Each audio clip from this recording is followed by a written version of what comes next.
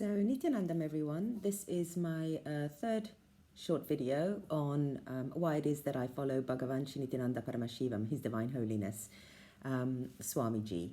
Now, I'd like to begin by asking a question. Who are you? Who are you? Could you really honestly give me a clear answer to that question?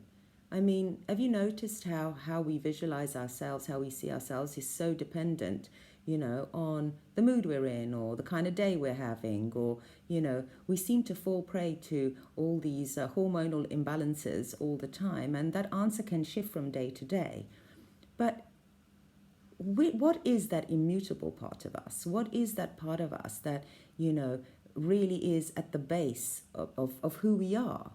And Swamiji answers that question beautifully, because he leads us to understand that everything is consciousness, and because everything is consciousness, there is an innate intelligence in every one of us, in every one of our cells, that is, at the basis of who we truly are.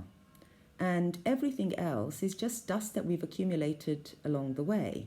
Swamiji explains to us we are already whole, we're already complete. There is nothing in us that needs fixing. There is nothing in us that needs to be added or needs to be removed in order for us to feel good about ourselves, to feel good about our lives, to celebrate life, and to live to our highest potential.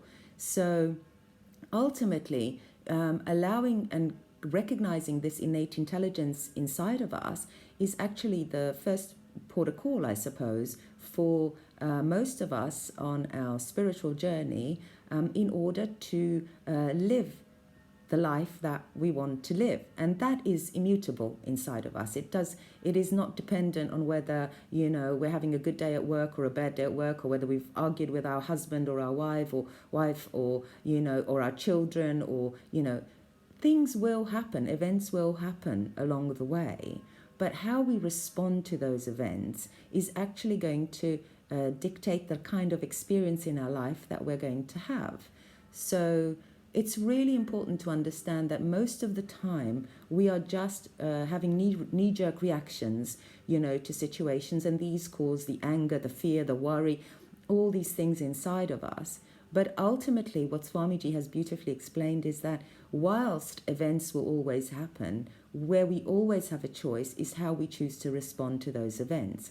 Now, when we develop this powerful inner space, when we recognize that we are pure consciousness, and that, ultimately we are the creators of our own life experience, then when we decide to make conscious decisions about our lives, to become more aware of the way that we respond to events and, to our life in general, well, then that is what is going to create our experience of life, the way that we experience it. So ultimately, this is another one of the wonderful reasons that I follow Swamiji, because his teachings and his explanations really go to the heart of who we are, give us that answer that many of us still, still for so many people, that question still lingers within, who am I, So please, if you can, start following Swamiji.